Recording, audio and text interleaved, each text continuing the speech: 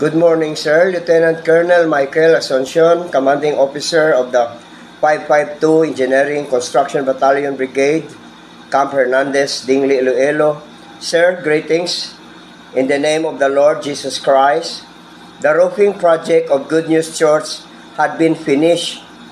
We have indeed very grateful for all your out support in making our project made into realization.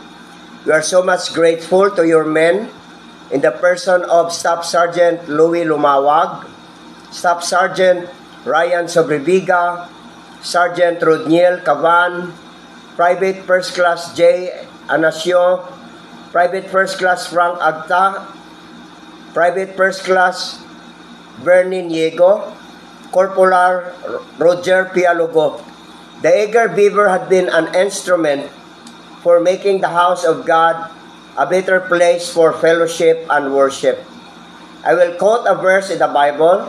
In the book of Hebrews, chapter 6, verse 10, it says, God is fair.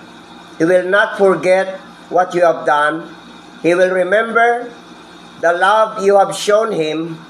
You showed it when you helped His people, when you keep on helping them. May God bless us all. Pastor Moses Aranas, Senior Pastor of Good News Fellowship Church, San Matias, Dingli, Iloilo.